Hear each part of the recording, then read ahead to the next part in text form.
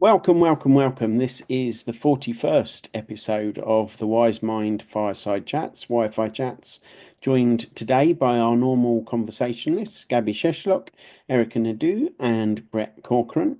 And today we are going to have a conversation on what happens when fear of rejection or judgment keeps us from making decisions that are in our own best interest. So I can already sort of see in my crystal ball of wisdom that there's some stuff here around boundaries and our own values. So, who wants to kick us off? I'll kick us off. It's a great topic only because I don't think many people might not even be aware that that's what's keeping them from making a decision that's in their best interest. It's not until you dig deep or talk with someone who you trust who can reflect it back to you what's really going on. So the topic is really something cool to just talk about, to bring to light, because sometimes I'll speak in I statements. Sometimes I might struggle with making a decision about something only because I'm worried about what other people or someone else might think about me if I make this decision, or losing people because I'm making this decision in some way, right? And when I mean people that I actually care about, that are close to me, that who I value, whose opinion I value. Because if you take that away, if you don't concern yourself with that and you just listen to yourself, your decisions come easy. They're much easier to make when it's just, I'm not really feeling this, doesn't make sense to me. I don't like it. This is the decision.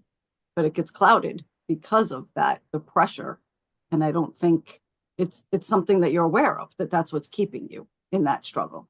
I also hear people, and again, I statement, I tend to go with the flow. I just see where things will take me and what will work out. No, that's just shorthand for I'm following all the unconscious programming that I've had for the last 50 years, and I'll just end up doing what other people want and not putting my own needs as a priority. It's true. What usually happens, I think, for me, not making a decision and wondering what other people think about me, because that's really what it is. When we have fear of rejection or being judged, we wonder what will people think of me. So other people's opinions become more important than opportunities I have. And what happens when we miss the opportunities because we're holding ourselves back? We're getting stuck, right? And it could be anywhere, like anything. It could be getting stuck in work, getting stuck in your career because you're not going for maybe an opportunity because you're afraid, oh, what if? It's what which comes in all the time. What if I don't succeed? What if I'm not good at a job? What if I can't learn? What will people think of me? Then they think I'm a failure. So I better don't do it. And then, of course, you've got the element that you maybe loyalty, sense of loyalty comes in, and I owe it to this person to do that thing and the other thing. And you get tied up on the border of being overwhelmed by duty decisions. And then at a whim, these other people have the potential just to wander off because they are making decisions in line with their own boundaries and their own values. And then you're left with a handbasket of, let's be honest, crap, thinking, where did those opportunities go? And why did I let that happen? Brett, go ahead. The other side of so the fear piece of people judging you, on the other side of fear is something big, and usually you get to witness something about yourself. So in making that shift and walking through that challenge, you don't know what's over there, but usually, what's the saying? The horrible ending is a beautiful new beginning, right? So if you think it's this horrible ending, right, it's just the beginning of something new, and it has no limit to it. It's what you create at that point. So to weigh it and really see where you stand before you jump into things, because sometimes, just like a relationship, if things are hard and you're not owning your own role in that situation and you just walk away from it, there may be some looking back and regret, and because you did not do your own work in that space. So it's important to do a self-assessment. All right, what part of this is mine? Where can I own my feelings? What's going on for me? The parts that I put into this kind of thing, and then being clean about it. You know what? It is in my best interest. I need to move forward in this direction. If there was that one piece, that would be a nice win for ourselves, for myself. That's a really good point, Brett, because what happens if we don't do that? What happens if we hold ourselves back and don't live to the values what we have or to take the opportunities? We get stuck and then we start blaming everybody else, right? Isn't it? And then if other people take the opportunities, then we start being resentful. But I was loyal, right? Loyalty came in earlier. I was loyal. I stayed here. I did this for you. And now this happens. And it's resentment. It's the blame game. And it's not helping. It's even holding us more back. And you said it, things are hard. Whatever we do, we make choices. Hardly any of them come just with ease. And sometimes if they do, they lead us into stagnation anyway. So somebody said to me the other day, choose your hard. It's hard to work a 9 to 5, but it's also hard to strive out and create your own business. So choose your hard. It's hard to be overweight and eat rubbish food, but it's also hard to go to the gym, shed the extra pounds. Choose your hard. And if we're not making those choices because we're sort of in creation of what we're experiencing, if we stay with somebody else's creation and we put all of our energy and drive into that, then we've actually got nothing. That will reach its inevitable end, whatever will happen to that. And then where are you? Probably lost 5 or 10 years of your life doing something that wasn't actually your prime motivation anyway. As I'm sitting here absorbing all of this wisdom, I'm really chunking it down to understand myself. What is it really that keeps me? And it's less about the judgment, right? I don't really have that. It depends on who you are in my life. And if I value you, then I'm not really worried what you think about me because we've already gotten to this place where I'm pretty sure you accept me anyhow. So I'm not really worried about the fear of judgment if I'm about to make a decision. It's more about the rejection. And it's not even rejection in, I don't like you, it's losing. There's something about losing connection, maybe. If I need to make a decision to not be part of something that people I really value and love are, I'm staying because I don't want to miss out, or I really just don't want to lose them. It's got nothing to do with the bigger thing. It's particulars. And what's interesting is as I'm thinking about it, it's more about that for me when I have to make these kind of decisions. But when you really, really think about it and allow yourself to really question what it is that keeps you, it's just more, it's like investigative work into your own growth, because I'm recognizing old wounds that are still there, right? That spark up and it's like, oh shit, no, I can't have this happen again. So I will literally ignore what my body is telling me is the right decision for me so that I don't feel that old wound. So really, it would just be wise to just heal the old wound so that you can go through life making well-informed, best decisions for yourself, because you have the wisdom. You just have to choose to listen to it. That's what I feel like comes up for me. Apologies. Our twin friends, grief and trauma, present themselves here because two of the key factors for healing either are connection and agency, being connected to others and taking individual responsibility for the way you grow past either. And you talking of the way it feels in the body, we know certain emotions tend to be held in certain areas of the body. So what does it do to us if we contract, if we shrink in around these fears of rejection, loss of connection, judgment? That cannot have a healthy impact on our body. And I know the body and health is definitely your wheelhouse, Gabby. Definitely. If you think about it, we even in our language to actually reference it. We all know it, we're all aware of it. And then people sometimes say, oh, it's woo-woo, but it's not, because even in our language, our ancestors put it actually in the words we're saying, right? And if I think about it, I was so long stuck in a situation I didn't like. And Erika had hit it on the nail. I wasn't even self-aware because we were talking about our values and making choices. But if you're not even self-aware what you want, if you don't know what you want and you don't know what your values are, how do you get out of it to make a decision? You only know I don't want it, but you have no clue where you actually want to go. And this stuckness, right? It's in your body because you feel paralyzed. You do feel paralyzed. So what you start compensating, and even compensating. I gained a lot of weight. Why? Because I ate comfort food. Right there it goes.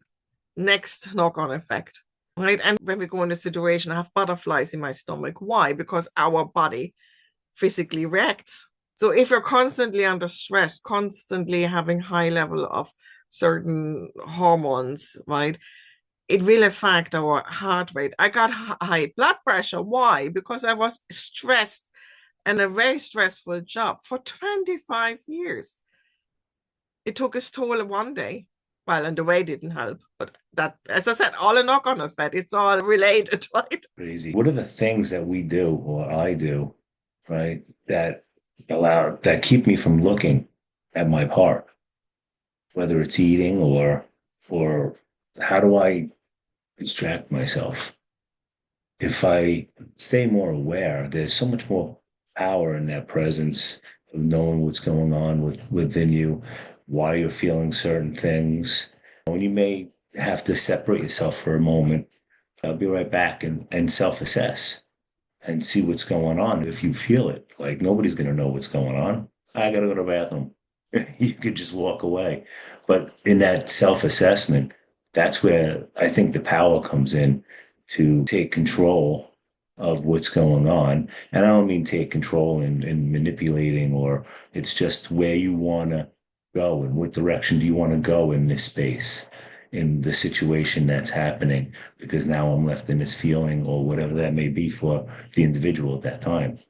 So it's, oh my God, I know I like to eat, right? So I go to food, but so it is powerful and not an easy thing to self-assess. I will definitely say that, because some people may feel like, oh, that's easy, but is it? Are we really going to what it is at the core? Or are we just bypassing it and brushing it off yet again? And where is that taking me in this road, down this road called life? And is this my direction I want to go? Is this my integrity? Is this my accountability? Is this all my values playing in at full force, or am I suppressing them and shifting from deviating from who I am? So there's a whole assessment and way to move through it that I feel is important for any of us, and myself especially, because it's my life. And I know I want to achieve and I want to take care of certain things and inspire and help people. And the only way I can do that is if I'm doing it for myself first and I'm able to identify in myself. So that's that power piece. I think that's the real win. And then when you're in those situations, you're less likely to be manipulated. Right. And you know what? I don't want to go in this direction, but you know what? Let me see. Is this my stuff? Maybe you do go in that direction because maybe it is some of your stuff that may be trying to hold you back, but you won't know it unless I won't know it unless I look at it for myself and I choose to, all right, I'll give that a shot. Let me try that. But being open is another piece too, and really checking in. That's really interesting, because if you think about it, it's not only that we are manipulated sometimes by what we see, what we hear, all the things around us. Our brain manipulates us as well, because the main function of our mind is actually to keep us safe. So what will our brain all the time prioritize? Because our brain thinks that life has to be easy, it has to be controllable, it has to be comfortable, and don't take any risk, because risk is danger. So stay in this comfort zone, in this controllable, with our habits, and everything we have created to be in this illusion that we have certainty. That's what our brain is doing to us. So anything outside, especially if we're not really aware of what we actually really want, what our values are, is a no-go zone. So what I'm hearing is that it's not only self-awareness, to take a moment and reflect on whether we want to go on a certain route or not, as Brett is describing. But actually, what you're saying, Gabby, is that our mind is actually creating the risk of rejection and judgment to keep us safe. So actually, you stay right where you are because we know where the next meal's coming from. We know where the saber-toothed tiger is not. So yes, there might be some judgment and potential rejection, but actually our mind is ramping that up to a completely different level so that we don't take that courageous step. There's some beautiful things. Sorry, Erika. There are some beautiful things that I had a lot of fear in certain decisions being made. And in making those decisions and walking through that fear, it really opened up to another piece of myself that I got to learn more about. Even though I can judge it as maybe I wasn't successful because I didn't stay doing it.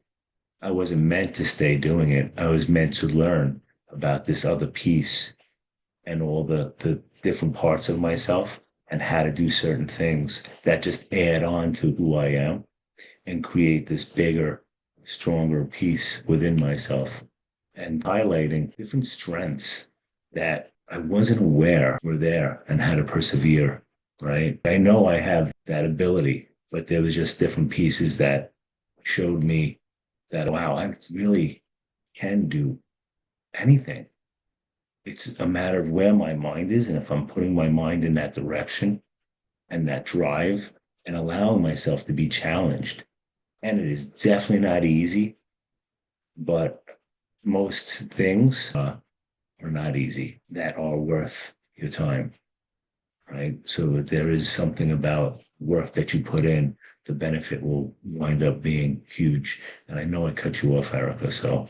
No, that's totally fine. I'm just wrapping it up in my head, what this is all meaning to me. So it's sort of, I'm sitting here and the thoughts are everywhere and I'm trying to gather them all to make some concisely relayed message of some type. So for me, there's all of this, we're talking a lot about a lot of different things, right? So I hear loyalty, I'm hearing grief and trauma and decision making, right? So this is what I'm getting at for me. It's like a cause and effect situation, right? Something's causing me to have to make a decision. So if something's causing me feelings of frustration or anger or confusion or any of those types of reactions that I'm having, again, it's just a sign for me that some of a boundary somewhere is being tested and pushed, and now I'm needing to react or respond to it. It's in that process that I think is where it hurts the most for me, where this fear and rejection happens, because it's like the anger comes as, why the fuck do I even have to make this decision? Like, I'm annoyed that I now even have to make a decision here because you're pushing me. So I can choose to not make a decision and let my boundaries be trampled over, or I can respond to my need to protect my boundaries and respond to it. But there's sadness for me that it's connected to that. I'm annoyed that I even have to be here and make this decision. But the biggest takeaway for me, I think, is the loyalty remains to myself. I have to remain loyal to myself above all. I have people who I love and value, but they will always be there, despite the decisions that I have to make. If they're meant to be there, they're going to be there. So it's really remaining loyal to yourself when you make hard decisions, right? And understanding that has to come first. And the sadness and the anger that comes with it is just what has to happen as part of the process. And it's okay to feel those things. That's it. That's my closing statement. For me, I think what came out of the conversation when I listened to everyone, I got this image in my head, and I was seeing myself sitting in the house with all the hopes and the dreams, and I'm looking out the window into this beautiful world and what could be, and I could be out there doing all this stuff, right? And going to the forest and having adventures and all that. And there's the door, and I'm not going through this door. And in front of the door stands all the things which I had, the fear of rejection, right? It's standing there with the sword and saying, like Lord of the Rings, you will not pass. And I never go through that door. So I'm ripping the door open. That's it. Brett, have you got anything? I love that, Gabby. I love that. And I can see that as you're saying it. Oh my God, that is so true. I can see even when you know the things you want to do, and it's just taking that first step. Just got to take that first step and get outside your norm. Like just get out and connect with people and just move past whatever is blocking you. I love that. That's a Gandalf right there. I love this conversation. Yeah, self-assessment is beautiful and being able to be aware as to when you're holding yourself back, right? So that you can choose a different path or a different thing. You know what? I don't want to get up and get up, right? I really don't want to get in the shower. All right, you're in the shower, right? And just start moving through it and then watch what happens throughout your day. There's something special that winds up happening when you're pushing yourself, and you might meet that one person that you really connect with and that inspires something or gives you that, drops you that nugget that changes everything for you. So I guess be aware of the limits and potential that we all have. It's there for us. Alec, what you got? Wait, before you go, Alec, I know I said that it was my closing statement, but I just need to say that it's becoming quite apparent to me how we're all speaking about this topic in vastly different ways, right? What it means to us without really getting into specifics. We all have certain decisions that we have to make for certain reasons, but they're different, right? Some are about going to achieve things and reaching your goals. Others are about making decision about having to stay or go from something. Really, it's just of interest to me how one topic can really cover a whole broad spectrum of things. So that is my final statement. Sorry. Go ahead, Alec. And what about everybody else out there? I want to know what you guys are thinking. Well, I What did want you to, get you from this always do. conversation? I always want to know, but I never see anything. Nobody listens to me. Is this what's going on? Go ahead, Alec. What is your final? Triggered Brett's fear of rejection, folks. Come on, give in some comments. I'm just going to encourage our loyal listener to reflect on Gabby's comment, rip open that door, and step out into the world where your hopes and dreams are. And we will be back with more conversation in episode 42. All the contact details are in the chat as normal, and we will see you then. Cheers, everyone.